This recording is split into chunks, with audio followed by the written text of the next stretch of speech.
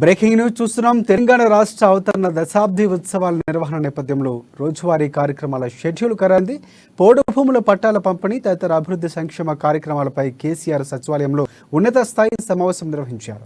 ఈ సందర్భంగా సీఎం కొన్ని కీలక నిర్ణయాలు తీసుకున్నారు. జూన్ 24 నుంచి 30 వరకు గిరిజనులకు పోడు భూముల పట్టాల పంపిణీ కార్యక్రమం నిర్వహించాలని డిసైడ్ అయ్యారు.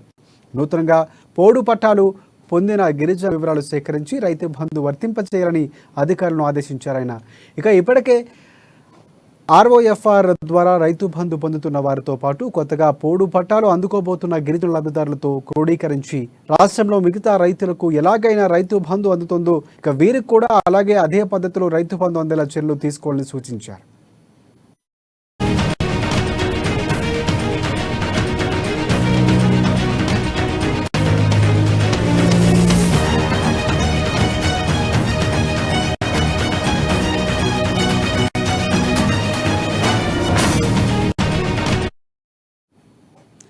బ్రేకింగ్ న్యూస్ చూస్తున్నాం. తెలంగాణ రాష్ట్ర అవతరణ దశాబ్ది ఉత్సవాల నిర్వహణ నేపథ్యంలో రోజువారీ కార్యక్రమాల షెడ్యూల్ ఖరారైంది. పోడు భూముల పట్టాల పంపిణీ తదితర అభివృద్ధి సంక్షేమ కార్యక్రమాలపై కేసీఆర్ సచివాలయంలో ఉన్నత స్థాయి సమావేశం నిర్వహించారు. ఈ సందర్భంగా సీఎం కేసీఆర్ కొన్ని కీలక నిర్ణయాలు తీసుకున్నారు. జూన్ 24 నుంచి 30 వరకు గిరిజనులకు పోడు భూముల పట్టాల పంపిణీ కార్యక్రమం నిర్వహించాలని డిసైడ్ అయ్యారు.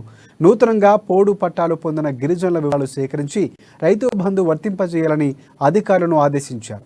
ఇప్పటికే ROFR ద్వారా రైతు బంధు పొందుతున్న వారితో పాటుగా కొత్తగా పోడు పట్టాలు అందుకోబోతున్న గిరిజన లబ్ధిదారులతో క్రోడీకరించి రాష్ట్రంలో మిగతా రైతులకు ఎలాగైతే రైతు బంధు అందుతుందో వీరికి కూడా అదే పద్ధతిలో రైతు బంధు అందేలా చర్యలు తీసుకోవాలని సూచించారు.